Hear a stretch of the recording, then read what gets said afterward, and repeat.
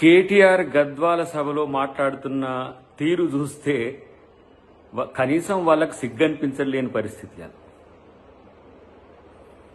39 మంది ఎమ్మెల్యేలని, 3 ఎంపీలని, 16 మంది పైచిలుకు ఎమ్మెల్సీలను, వివిధ పార్టీలకు సంబంధించిన వాళ్లను బీఆర్ఎస్లో చేర్చుకున్నప్పుడు ఎటుపోయింది మొహం? మాట్లాడితే దమ్ముంటే రాజీనామా చేయించు, మగతనం ఉంటే రాజీనామా చేయించు అంటున్న కేటీఆర్, మరి ఆ రోజు మీకు మగతనం దమ్ము లేకుండా ఇంతమందిని జాయిన్ చేసుకున్న రోజు మేము 10 మంది వాళ్ళను ఎమ్మెల్యేలను రాజీనామా చేయించేంత వరకు అమరణ దీక్ష చేస్తా అంటే, ఇక అమరణ దీక్ష అంటే ఇక నువ్వే చేయాలి. ఎందుకంటే గతంలో కేసీఆర్ గారు ఎట్లా అమరణ దీక్ష చేసిందో గట్టనే ఉంటుందేమో ఇది కూడా.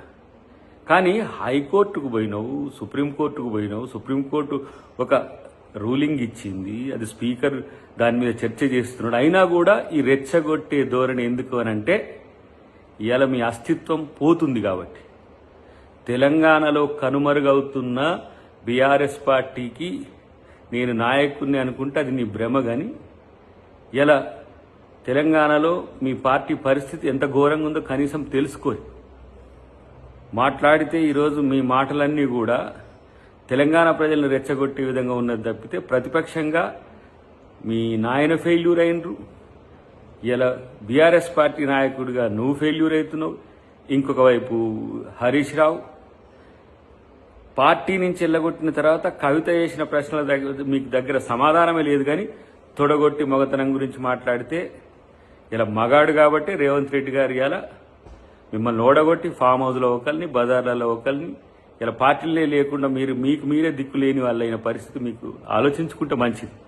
కాబట్టి ఇలా మీరు శుద్ధపూస మాటలు మాట్లాడితే, ఇంకేదో మేమేదో నీతిమంతులం అనే మాట మాట్లాడితే తెలంగాణ సమాజం మిమ్మల్ని పట్టించుకోరనే అంశం మీకు తెలిస్తే మంచిది.